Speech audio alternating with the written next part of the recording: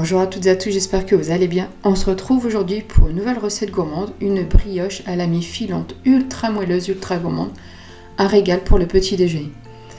Donc on aura besoin de sel, de beurre, de lait, de crème fraîche, et oui ces petits ingrédients qui rendent la brioche moelleuse, de la levure, de la farine, des œufs, du sucre, mais comme d'habitude vous retrouvez tous les ingrédients, toutes les pesées en barre d'infos. Donc on va s'occuper dans un premier temps de la levure. Donc moi j'utilise de la levure sèche. Donc je viens la réactiver dans un tout petit peu de lait. Là j'en utilise vraiment très peu, environ de 20-25 grammes que je vais venir faire tiédir quelques secondes, vraiment quelques secondes au micro-ondes. Une fois que votre lait est à environ 37 degrés, on va venir y ajouter notre levure sèche. Donc si vous avez de la levure fraîche, vous doublez le poids de levure tout simplement. Donc on va venir mettre nos 8 grammes de levure dans le lait tiède et je mets également l'équivalent d'une cuillère à café de sucre pour aider la levure à s'activer.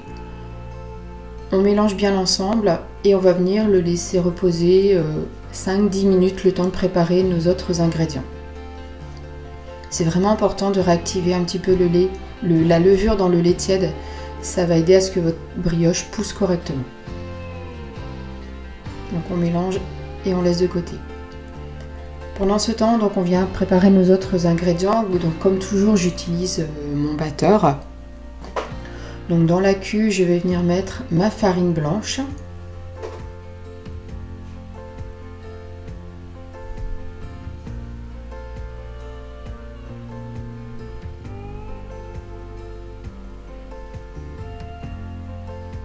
Ensuite, je viens mettre mon sucre. Donc moi, j'utilise du sucre complet muscovado, mais vous pouvez utiliser du sucre blanc classique ou du sucre de canne. Aucun problème.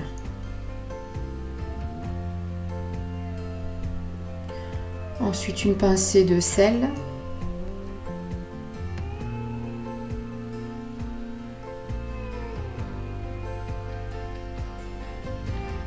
Donc comme je vous le disais en introduction, l'ingrédient qui donne vraiment tout le moelleux à cette brioche, c'est de mettre un peu de crème fraîche. Donc moi comme d'habitude j'utilise de la crème semi-épaisse à 18% et ça fonctionne très bien comme ça.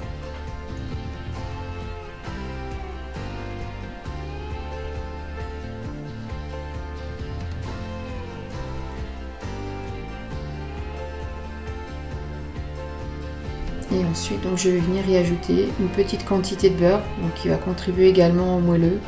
Et donc, je vais en mettre 40 grammes que je coupe en petits morceaux. Donc, dans beaucoup de recettes de brioche, on ajoute le beurre après un premier pétrissage. J'ai très longtemps fait comme ça.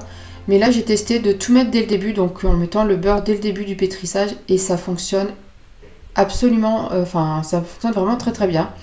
Il n'est pas utile d'attendre le deuxième pétrissage.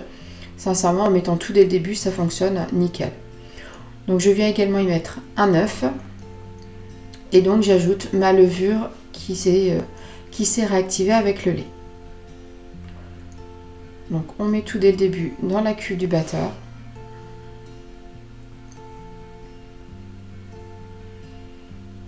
Et on va venir pétrir. Donc on va pétrir 4 minutes en première vitesse et 8 minutes en deuxième vitesse.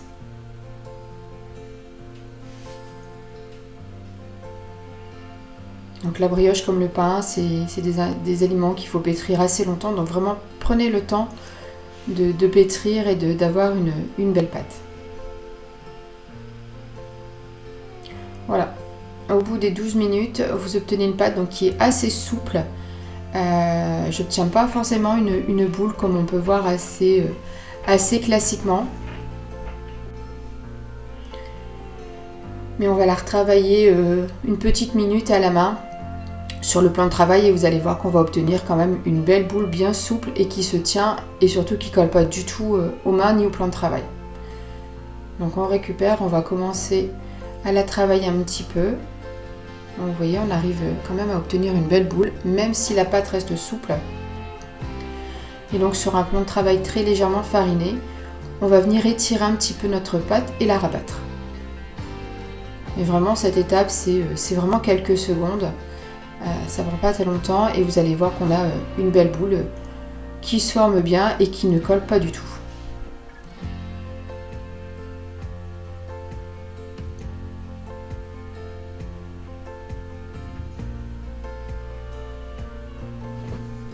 Donc voilà, une fois que vous obtenez donc une belle boule,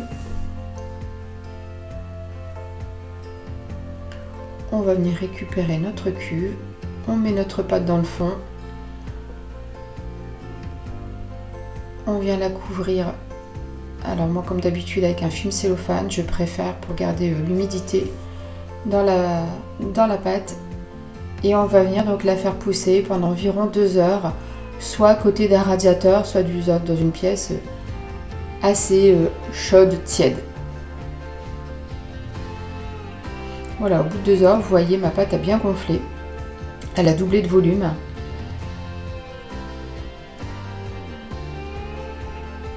Donc on va venir la débarrasser sur notre plan de travail, toujours légèrement fariné. Il ne faut jamais mettre de farine en excès quand on travaille une pâte, sinon vous allez changer la consistance. Donc on vient tout récupérer. On dégaze légèrement notre pâte en appuyant simplement avec les mains, tout en douceur. Ensuite, moi je vais faire une tresse. Donc je viens couper ma pâte en 3 morceaux. Alors vous pouvez peser votre pâte pour faire des morceaux, enfin des parties vraiment régulières. Moi je le fais un peu à l'œil.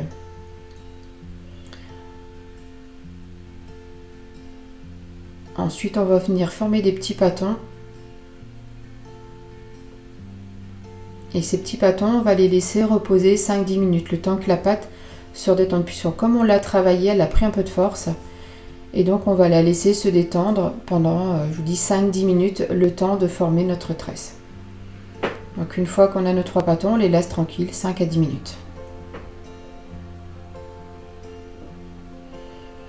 Au bout des 10 minutes, on va venir les reprendre.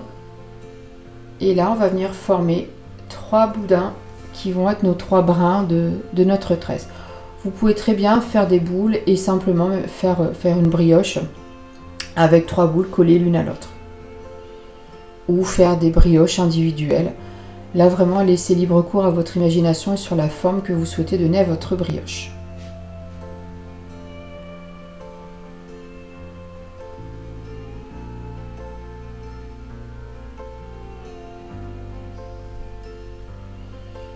Vous voyez, c'est une pâte qui ne colle pas du tout au plan de travail. J'ai quasiment pas mis de farine et il n'y a aucun problème. La pâte se travaille très très bien. Donc on vient souder les 3 brins en haut et on vient tresser de façon très très classique. Une fois que c'est fini, on va venir rabattre légèrement en dessous les 2 extrémités pour avoir une jolie tresse. Et on va venir la disposer dans un moule. Donc moi je mets toujours un film sulfurisé par sécurité pour pas que ça attache. Et là on va la laisser de nouveau pousser environ 1 heure, toujours à côté d'un radiateur ou dans une pièce où il fait relativement chaud. On est reparti donc pour la deuxième pousse.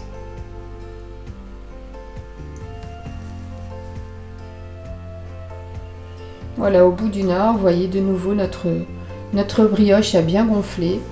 Donc là, on passe à la dernière étape. Donc on va venir dorer notre brioche avec un jaune d'œuf et un peu de lait.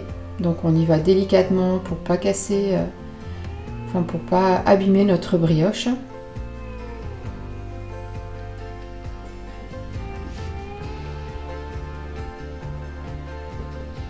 on y va en douceur.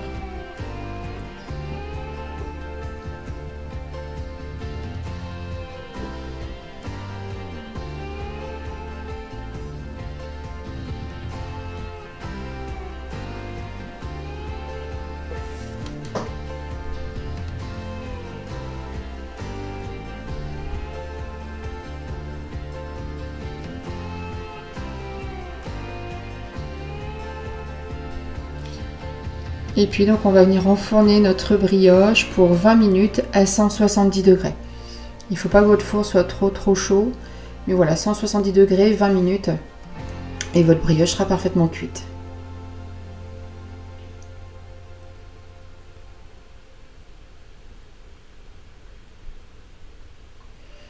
Une fois que votre brioche est cuite, on va la laisser refroidir un petit peu donc sur une grille, et quand elle commence à être tiède, c'est-à-dire quand vous pouvez manipuler sans vous brûler, on va venir donc la démouler, enlever le papier sulfurisé et la laisser entièrement refroidir sur une grille.